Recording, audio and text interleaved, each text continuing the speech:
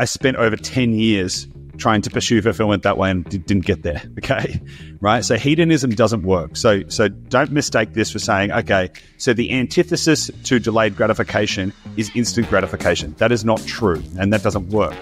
But too much delayed gratification can lead you to miss out on the actual thing that is the most important part, which is the living, the life you're trying to create. So then the question you've got to ask yourself is, how do you design a life that you aren't waiting to escape from one day? Because that's the trap that most people fall into.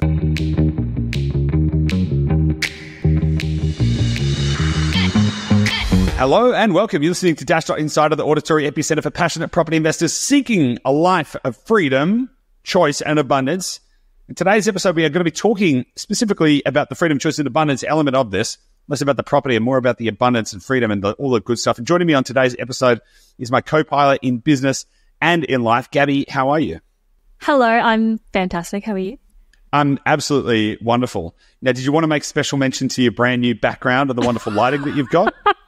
All right, so this is take two because I was in a little nook corner of our apartment and apparently we had some internet issues. So I've now relocated and I've got some crazy circle background with stripes. I'm not into it. Goose likes it. I think it's great. I think it's unique. So if you're watching this on YouTube, can you let us know in the comments whether or not you think Gabi's background and lighting is cool, whether you're on Team Goose in terms of it being a unique and interesting background, or whether you're on Team Gabi. Let us know in the comments. But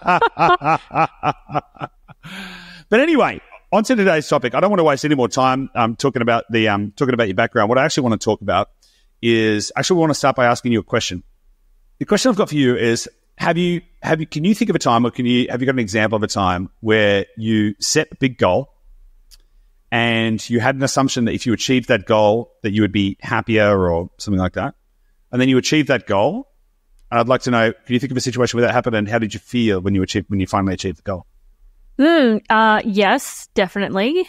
Examples would be a lot of just, I guess, the milestones through growing the business. And I think a lot of entrepreneurs, any entrepreneurs that are listening, I think you might feel similarly, where you set these targets of when I get to this size or this revenue number or this income amount or this many team members or something, like that's when we'll have made it and we'll feel happy and successful and complete. And then you get there and you just don't feel that. You just feel like you've only just scratched the surface and it wasn't this big mirage and celebration that you thought it would be. So yeah, I've definitely felt that. I think it's great because I think a lot of people have, right? And this is the what we call the when then fallacy, which is really the topic that I want to dig into today in today's episode, because it is my point of view that most people are in the when then fallacy trap, and as a result, they don't actually end up creating the life that is going to give them the fulfillment that they really ultimately desire, which is really what it's all about. You know, anyone who's ever listened to this podcast with us would know that the reason we help people to invest in property is not because we just think, oh my God, property is so cool. It's because of what it can help people to do, which is to create more freedom, choice, and abundance. But the thing is, unless you work out how to create fulfillment within yourself, you'll always be delaying this sense of satisfaction and happiness in your life. And a lot of people get into this trap. An example of this, you mentioned entrepreneurs hitting business milestones. And by the way, I would agree with you. I remember the first time when we hit $1 million in business in a year, which was several years ago now. And, there's a massive milestone. And literally the moment came and went within minutes. It was like, we did it. And it was like, oh, okay. Like literally I feel no different. Okay, let's just move on. We were talking to a business owner friend of ours the other day, and he had some success, and he told himself that when he achieves a certain amount of success, he's going to buy himself a really expensive watch. And then he bought the really expensive watch, and then he cried afterwards. And he cried afterwards because he bought the watch, and then as soon as he put it on, and he was like trying to make himself feel good, and within minutes he was like, shit, I don't feel any better, different, or happier. This is meaningless. And then the fear sets in, and then it's like, what's it all about? But for most people, this is going to translate to what we kind of call the retirement trap, which is when this idea that you're going to slave away and do all this hard work and grind for 20 or 30 or 40 years or whatever it is, to get to your retirement when you're 65. And then once you get there, if you've done all the right stuff and if you've saved all the right ways and you've got your little nest egg and you've done the thing and you've ticked the boxes and you've been a good worker and you've done all that kind of stuff, you get to 65 and then you finally get to retire, and then you get to go and enjoy your life. Then you get to go and do all of the things that are going to make you finally happy and fulfilled. And the problem with that, the big problem with that is that, number one, you may not get there because you don't know what life is going to hold for you. Number two, you may not be in the physical condition or have the capabilities to go and do the things you always wanted to do because you're older now. You may not be as able. And number three, you're relying on an external factor for fulfillment. You can arrive at that point, and unless you've solved for happiness before you get there, you will only arrive and realize that you never had happiness in the first place. And so you can get there and feel pretty empty. Now, I haven't retired, and neither have you, but the same thing applies to when you hit these kind of milestones. It's this idea that when I achieve X, I will be typically insert happy, but that never translates.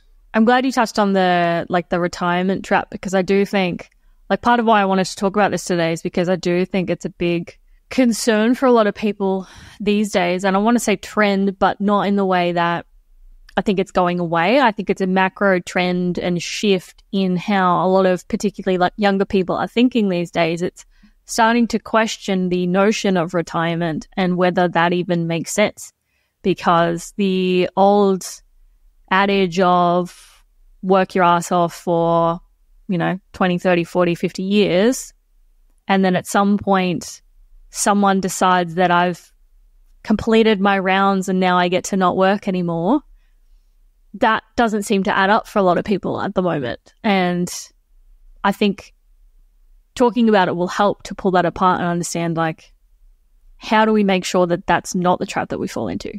Yeah, totally. And I think so the reason this conversation is really interesting is because it has many layers to it.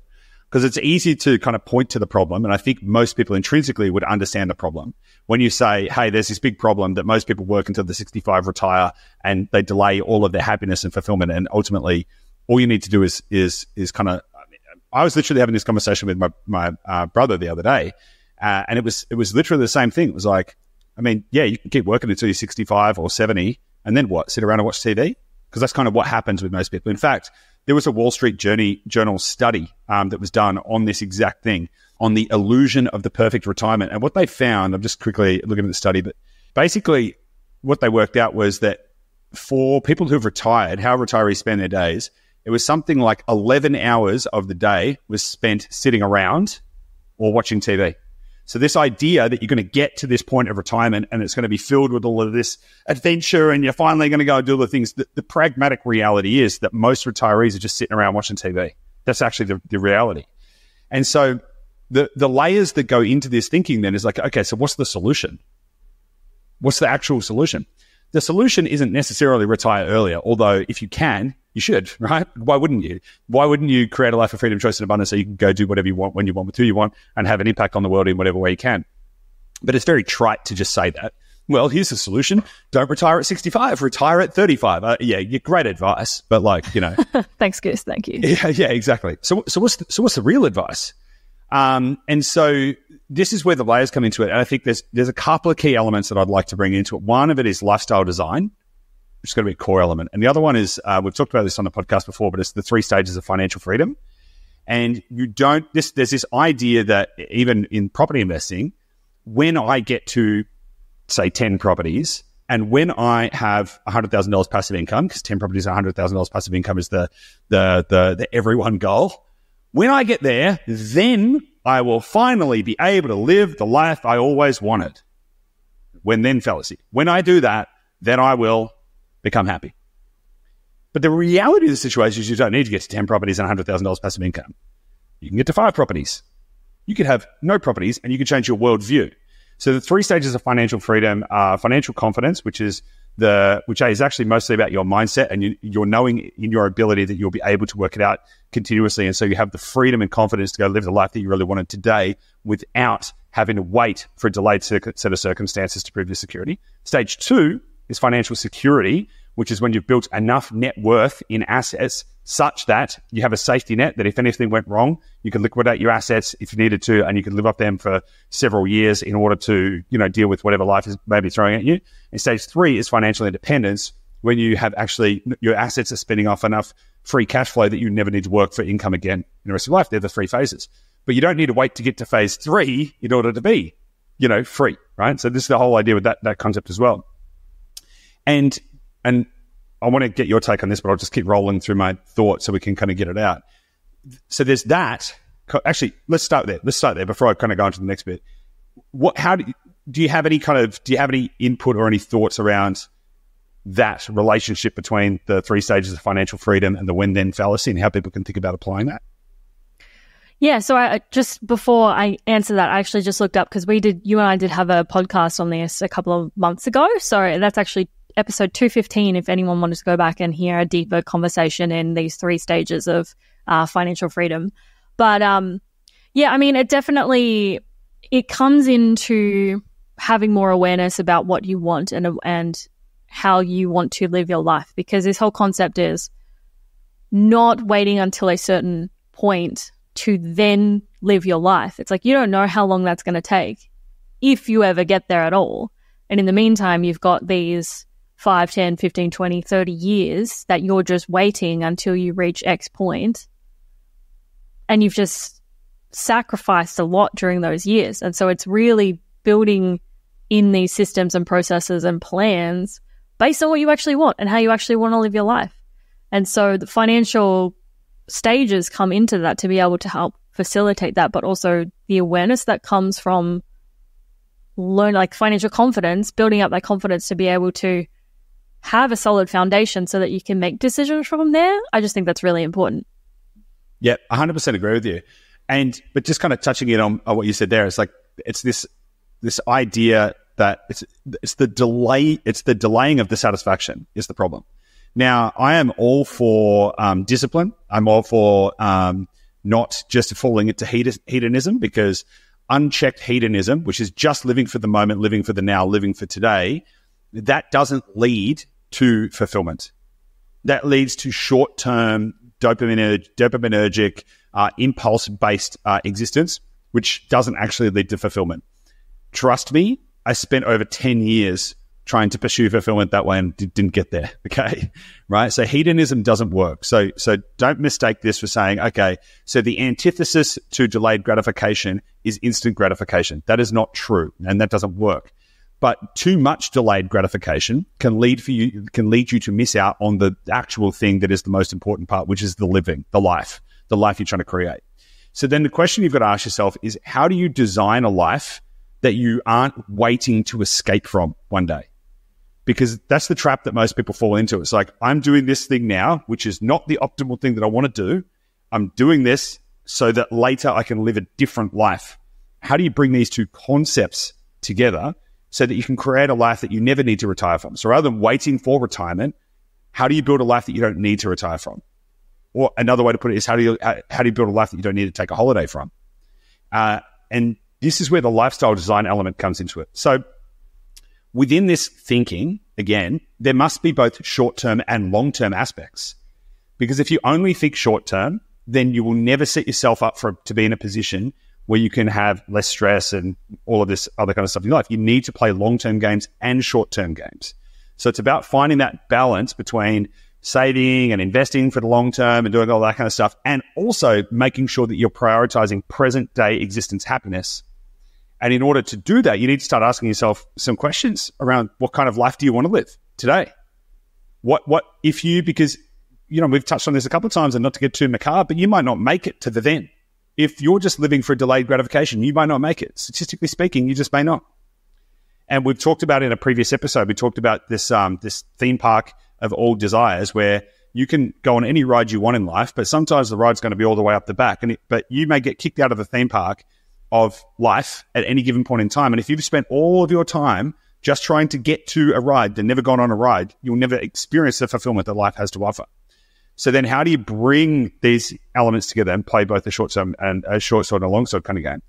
And this is the bit that I think is really interesting, because once we consider lifestyle design And once we play a long and a short-term game, you actually find that you can start to thread the needle between present-day happiness and future, like setting yourself up for future success. So I'd like to kind of get some ideas from you on how people can think about lifestyle design whilst also optimizing for both of those. Like how would you explain to someone how to optimize for the short term and the long term? Yeah, it's interesting, right? Because I think what came to mind was this concept of work-life balance that people like to use. And I think it's trendy at the moment to hear entrepreneurs online talking about like, screw work-life balance, blah, blah. If you love what you're doing and then you're not really working. Hustle culture. Which, yeah, arguments either way about that. But that's kind of like splitting your life into hours that I'm working versus hours that I'm not working. Whereas what came to mind then was more about the balance between the short-term living and the long-term living. It's like how balancing the being present in the present moment, getting enjoyment out of my life, but then also not purely ignoring the potential future that might be around the corner. And like me personally, I actually tend to struggle with this a fair bit because when you get, particularly coming out the other side of like hustle culture, because we've gone very hard for a very long time, and just the last kind of year or so we've been starting to go, hang on, there's more to life here. And so me coming out the other side, really realizing that really need to pay more attention to living in the present, but then it's finding that balance of, okay, if I go fully in the present and just do the short sword, hedonistic, enjoy my life right now, then you're also not setting yourself up for success in the future. And I feel like there's a piece of it where it's about doing things where you enjoy the journey. So I take like exercise, for example. If you are purely, like if you're someone that doesn't exercise, right? Like goose people, some people don't exercise.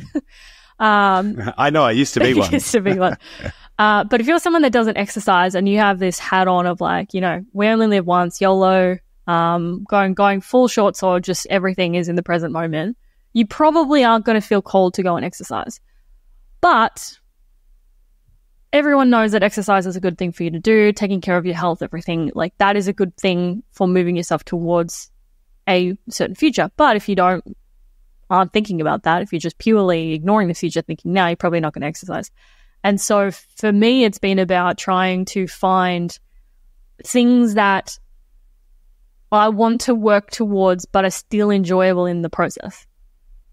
So for example, walking. Love walking. I like going to the gym. I like lifting weights. Like these things that in the actual experience of doing the thing that is setting you up for some potential future that may or may not come, you are enjoying it in the short term anyway. So it's this kind of finding a way to tick both at once. Does that make sense? It makes total sense. And the thing is, the how of that is really, really important. It's really, really important to understand. And this, I'm going to come back to some kind of points around how to apply this if you're stuck in a job that you might not necessarily like. But the point here is designing, there's a continuous arc of a designed life is the kind of idea here.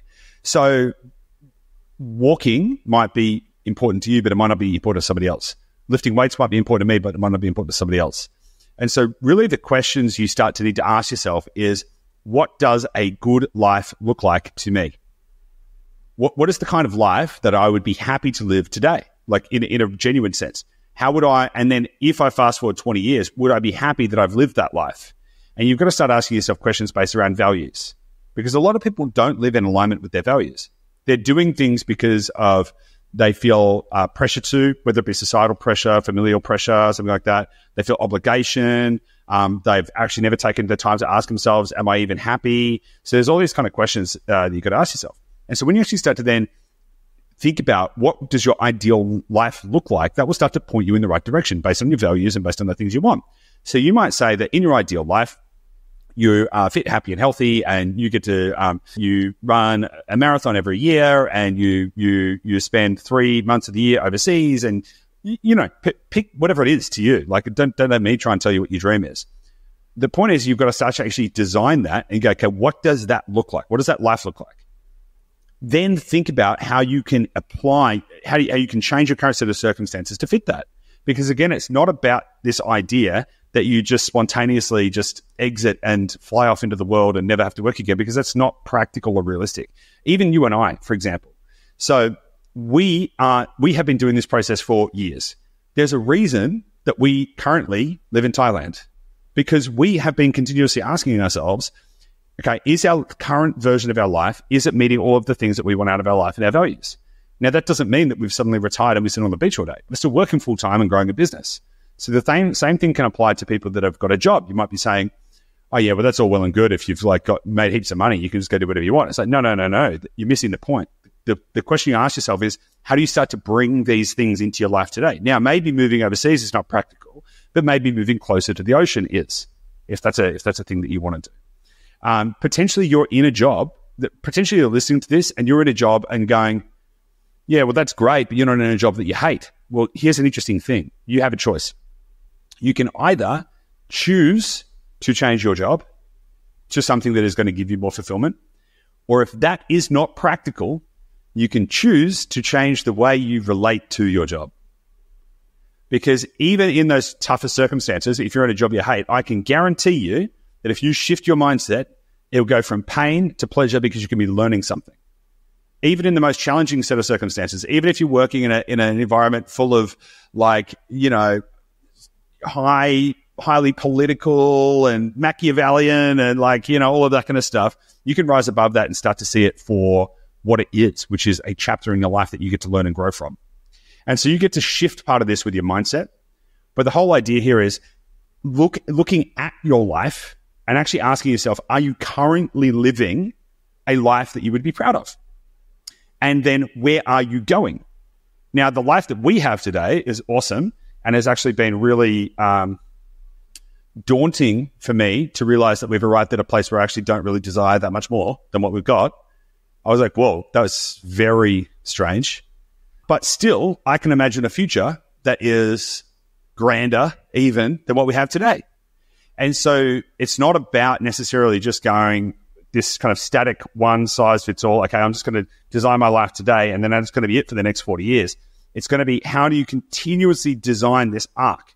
And part of that is also going to be on this kind of pathway of self-actualization. So if you constantly think, am I being the best version of myself and am I living the best version of my life? That's going to be a continuous process of evolution, step by step by step by step. Now, part of that, if you're listening to this, investing is probably something that is part of what you want to do in your life.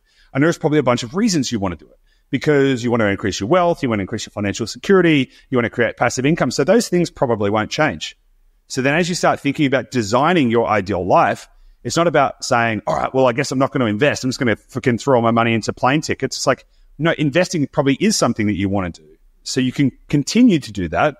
But then you could ask yourself questions like, okay, why am I investing? I'm investing so that one day, I'll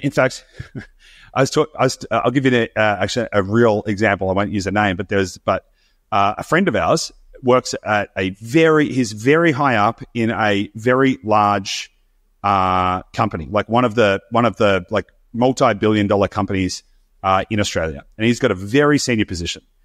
And he wanted to move to a tropical island in Southeast Asia. And the problem with that is he's got a career progression on this pathway, but he's not actually that fulfilled. He's just on this career trajectory. And he asked himself, he was faced with this choice. He's like, if I move to this tropical island, I am going to sabotage my career. But he asked himself, well, but why am I working in the career? So that one day I can go and sit on a tropical island in Southeast Asia? Well, why don't I just go do that right now and find another way to make an income? So it's about kind of working out how you bring these things together. And it's not about saying no to things. It's about saying yes to more of the things that you truly desire, such that you have more fulfillment in your current present day reality. Do you think that's helpful, Gabi, or do you have anything to add to think that kind of like line of thinking about how to design that? Yeah, it's definitely helpful. What came to mind, I just remembered when we were in Sydney last week, I caught up with a friend and we were talking about, property investing. She was wanting some guidance there because she's in a position where thinking about maybe buying a home. She's in Sydney, so she's looking at Sydney prices going, this is crazy. What am I doing? How do I do this? And, I was talking to her.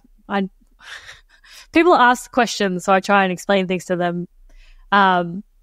But I wasn't like pushing, like, you need to invest in property. I was just kind of explaining the situation.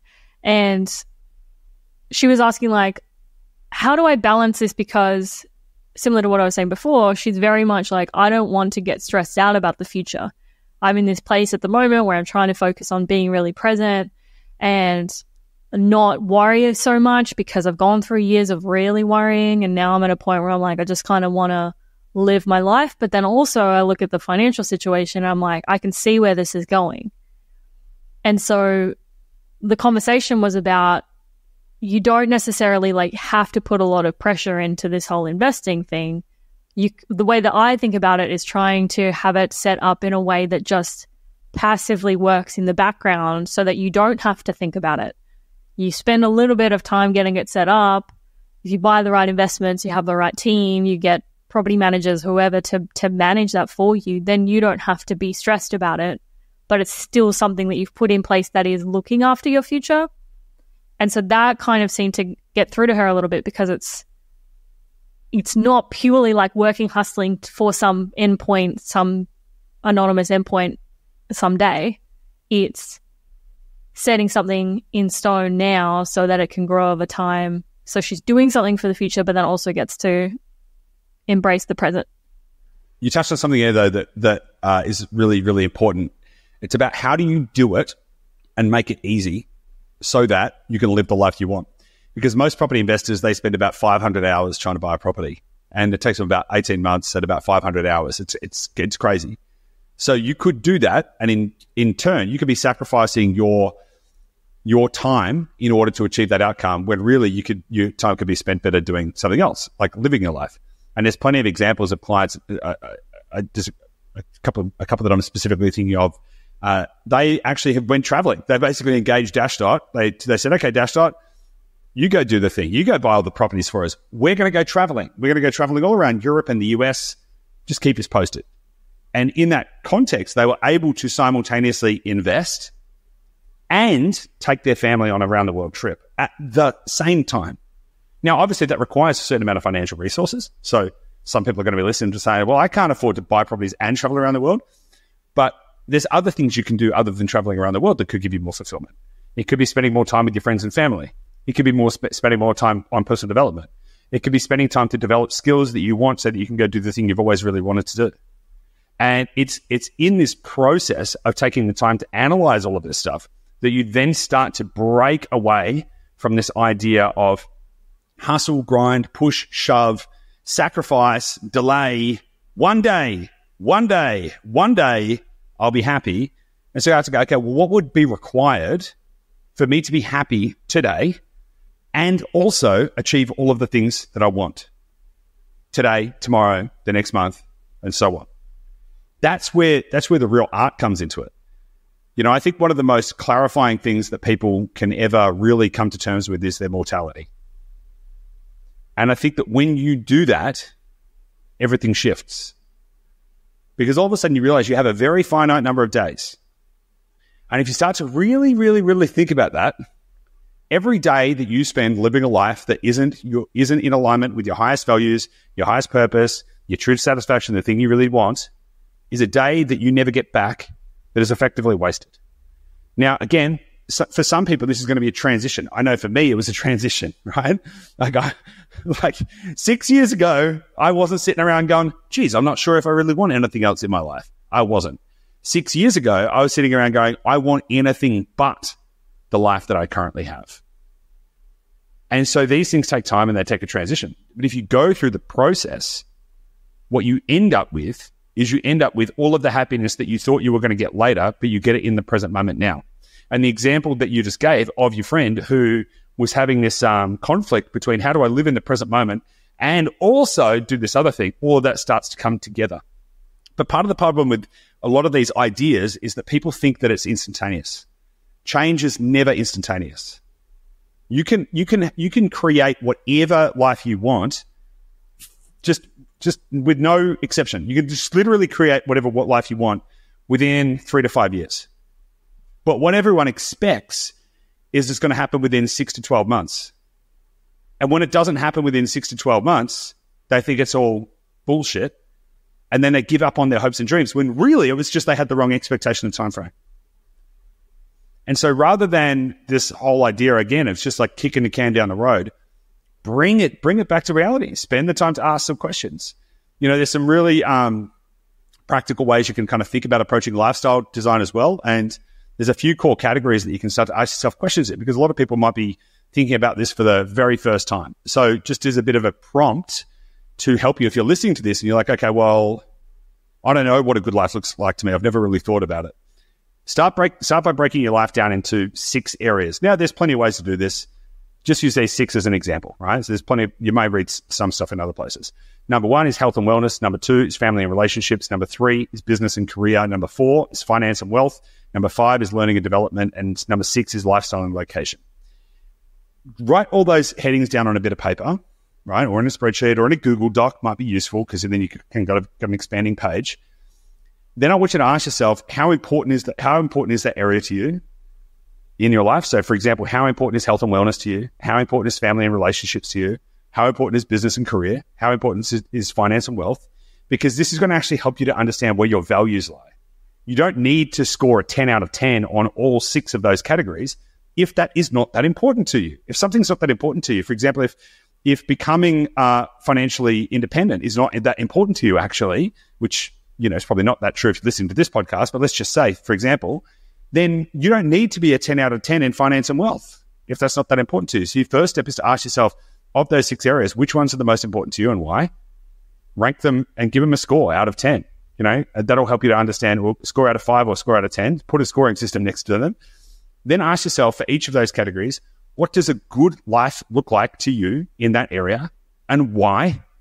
So, for example, you might say in health and wellness, health and wellness is really important to me. It's let's say an 8 out of 10. And what good looks like to me in this area is that I can run a marathon and deadlift 200 kilos. Yeah, well, that's great, but why? That's great that you've identified that, but why is a really important question. Why? Why is that important to you? Because you're really going to dig into that, because otherwise you can kind of set the wrong targets in those places. Then what personal goals or aspirations do you have in that area? So, for example, in finance and wealth, it may very well be to own 10 properties, right? That's okay, by the way. It's a good goal. But why do you have those? So what personal goals or aspirations do you have in each of those areas, and why? So it could be in lifestyle and location. It could be, I want to live by the beach. That could be a personal goal or aspiration you have in the lifestyle and location area. Ask yourself why. Then another question to ask yourself is, how often do you want to spend dedicated time focusing on that part of your life? So, for example, you may say health and wellness is a 7 out of 10, but I only really want to spend 3 hours a week on it, maybe. So you really want to work out what's your time allocation to these. And then the final question is, how will you feel when you are experiencing this area optimally in your life? Now, this is going to be a bit of a process to go through, then start to then design your life. And if you go through this process, start to identify the things that are most important to you, then start to work out what's missing. Because, by the way, you actually may very well find that the life you're living is more fulfilling than you've been giving it credit for. Because you may do this and then turn around and go, actually, you know what? I actually have realized as I go through this list that most of the things that I want, I already have. I just haven't been expressing enough gratitude for those things, which is awesome too, because you could be living in your dream reality, but if you don't know it, you may not get the fulfillment that you actually should be getting from it, and it's just a case of knowing. So going through those is going to help you to unearth the things that really matter to you. I think the time allocation is an interesting point in there as well. Like, obviously, I know you, and I know that you're big on time allocation. You're the Captain Planet, but a lot of people don't think that way, right?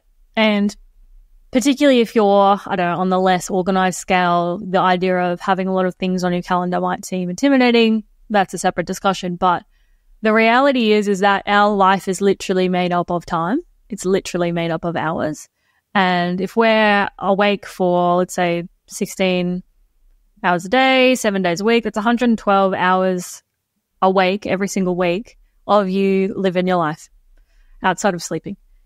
And actually being able to allocate and plot the things that are important to you within that 112 hours is how you create the life that you want, because it won't just appear on your calendar, whether or not you use a calendar or not, but it won't just eventuate into existence in your life. So if you can go through this process of designing your life and the lifestyle and how you want to show up in those different areas in your life and actually thinking, I really care about, we keep using health and wellness, but health and wellness at the moment, it's a really big priority for me at the moment. But then you actually look at how you've spent your week the last couple of weeks, couple of months, and you realize that you've only ever put in an hour a week max. That's where you're not meeting your own needs, your own wants, your own desires. You're not actually moving towards the life that you want in the present. And so I think that's a really interesting way to think about it that I think will help a lot of people, just actually thinking of their hours as resources and allocating them into those areas that are important. Like family. Family is huge for a lot of people, yet a lot of people don't allocate that time for catching up with their family. If you live close to family, having dinners with them. If you're not close to them, just jumping on calls, giving them a call. Like you might have an hour every evening where you just catch up with family, friends, whatever that is, what's important to you. But if you don't consciously make that choice, it's very unlikely it will just happen. So I love the hours breakdown. I'm going to come back to it. But that last bit is really interesting because a lot of people want to create financial freedom so they can spend more time with family. So, okay, so let me just break this down to get it right. So you want to buy 10 properties that produce $100,000 passive income so that you can spend more time with your family. Yes. Okay, so why don't you just go spend more time with your family? Like it's a classic example of it. It's like, okay, so could you just spend more time with your family now? Like what is stopping you from spending more time with your family now? Where are your priorities misaligned between the things that you really want? So the breakdown, so 24 hours a day, 7 days a week, that's 168 hours, of which if you're sleeping 8 hours a day and then working 40 hours a week, that leaves you with 72 hours. Now, of course, some of that is going to be caught up in all the nonsense of commuting to or from work or driving to the shops or doing whatever. It's going to get caught up in some of the noise. But effectively, you've got 72 hours, which is 42% of your total week that you can be allocating to making sure you're ticking the boxes in your life that are making you the most fulfilled. And by the way, fulfillment isn't always easy. In fact, I would argue that you don't get fulfillment if it is easy. I believe that you must have some degree of challenge in order for it to become fulfilling. Very few things that are easy are truly fulfilling. So you may find that it's like, oh yeah, I've got all this time, but oh my God, do I really have to drag my ass off the couch and go to the gym in the evening if that's the only time that you can do it? I don't go to the gym in the evening, by the way, but let's just say hypothetically that was the only time you could find the hours to do it. Well, I mean, yeah, if that's the thing that's going to create the life that you want. And breaking free from that inertia is really, really important. I mean, how many people if you're listening to this, just think around and just think of all of the people that you know that do nothing. They get home from work, they have dinner, they watch TV. On the weekends, they just kind of kick it around the house and they wait for the week to start again. And then that goes on for the next 20 or 30, 40 years. And I'm not saying they don't have a good family, and I'm not saying they don't bring up their kids well, and I'm not saying they're bad people. But what I am saying is that it seems like a life that is not being optimized for a total fulfillment and happiness. It seems like the life that if you may wake up one day and go, what have I done with the last 20 or 30 years? And you never get that time back. And so going through that process of the lifestyle design, kind of those categories, helps you to understand where you should spend the time today. So just like in the example that I gave of if the reason you want to create financial freedom is you can spend more time with family, could you just go and spend more time with family? If the reason that you want to create financial freedom is so that you can go and travel, is there a way that you could go and travel and now, today, whilst also still working, whilst also still investing, whilst also doing all of that kind of stuff? If the reason you want to create financial freedom is so you've got time to finally focus on your health and wellness, could you find a way to prioritize that right now? You start to bring all this stuff into the present day reality and start to create the life that you wanted today. Yeah, I love it. An example that just came to mind in like my own life, because an area might also be learning or development or some kind of skill or project that you want to work on. And so, for instance, like if we go through this process of visualizing what your dream life looks like, and for me, for a long time, it's always been being able to share your and my life together, sharing more of that online, because I think we have a pretty cool and inspiring life. A lot of people say that, you know, what we're doing is inspiring, which is amazing. And being able to, you know, wrap that up in some way and put it out and share it to more people so more people can be inspired. And that's kind of the vision that I have for it. And while I went through the process of breaking that down and went, okay, mechanically, that might become a YouTube channel. Like maybe that's how that looks. And I had this dream and I had this like goal of like, hey, have a YouTube channel at some point. But it wasn't until I actually put that time on my calendar in the last 3-4 months where I put in the evenings, finished the day, done my health and wellness, gone for a walk, like checked in with family, and then I have time a couple of hours every day where I'm actually just learning about this thing that I want to understand. Because the vision where I'm going to is that I understand this, like we're doing it well, we're serving a lot of people. To get to that point, you have to first understand it. And it wasn't until I started putting that on the calendar that it became real. So I think breaking that down, and that time allocation, I think is really important because I think that's the mechanism of actually actualizing it. Because you can go through, here's the vision of my life, and then I go, okay, if I pick one piece and I try and apply that today, like, cool, I'm going to focus on this project sooner than I was anticipating. But actually being able to focus on that, what does that look like? It's putting that time into your life and going, okay, these many hours every week, I'm gonna do this. Yeah. It's kind of reminds me of that a goal without a plan is just a wish. And so if you really want to do it, like if it is really important to you, you actually have to plan to do it. You know, and same thing for me. Like me personally, I'm on a fitness journey. I have a specific fitness goal that I want to achieve. So it means that I have to plan and stick to a schedule and a routine in order to achieve the specific goal that I want in the specific time frame that I've set. Otherwise, I'll be sitting here in 30 years' time and I will never have achieved that specific outcome. So I think you're right. I think you have to kind of work out what it is and then specifically allocate the time and practice discipline to get it done. And again, just a reminder that it's not always going to feel easy. Just because it is the thing that you want to do doesn't mean that it's going to feel good and easy. I mean, you and I have traveled a lot and we love travel. And there are times when we're traveling where we're like, this sucks. I feel so tired. I'm sick of this. I'm not having fun. Right. But the point is the macro is that it is the thing that we want to do. In the micro, there's always going to be moments where you're not enjoying the thing. I mean, family could be one of your highest priorities and your highest values. You can't tell me that every time you go and spend time with your family or your mom or your dad or whatever, that you're like, this is awesome. Sometimes you're like, this gives me the shits.